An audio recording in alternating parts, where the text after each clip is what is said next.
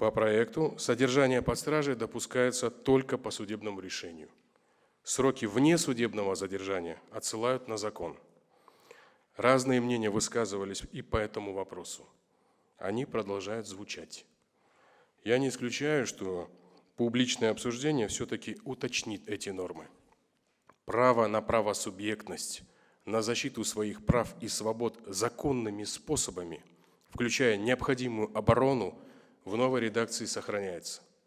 Возможность активного противодействия преступным посягательствам органически дополняет абсолютное право на жизнь, поскольку направлена на предотвращение произвольного и незаконного лишения жизни, обеспечивая реальную, а не формальную охрану данного естественного блага. Далее.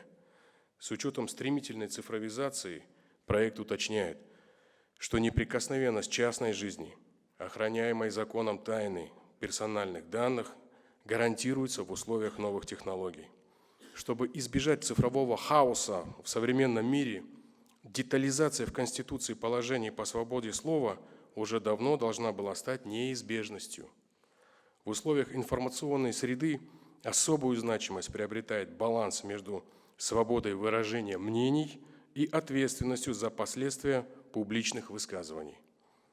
Это баланс необходим для защиты прав других лиц и устойчивого развития общества.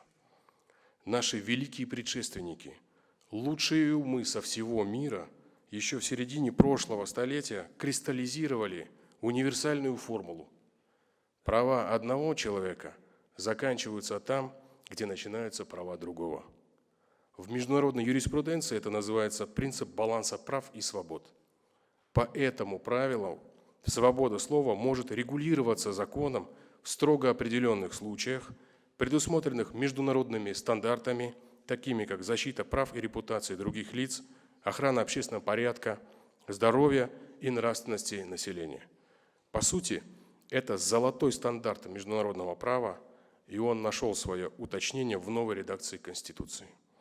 Отмечу, в преамбуле ратифицированного Казахстаном основополагающего Международного пакта о гражданских политических правах 16 декабря 1966 года говорится о равных и неотъемлемых правах членов человеческой семьи как основе свободы, справедливости и всеобщего мира. В проекте Конституции устанавливается, права и свободы человека принадлежат каждому от рождения, признаются абсолютными и неотчуждаемыми.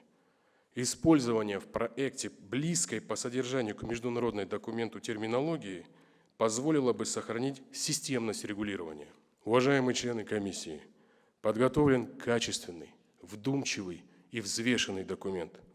Он учитывает международные стандарты, национальное своеобразие, прогрессивные идеи дальнейшего государственного строительства. Но окончательную точку в этом вопросе, конечно же, поставит только народ Казахстана.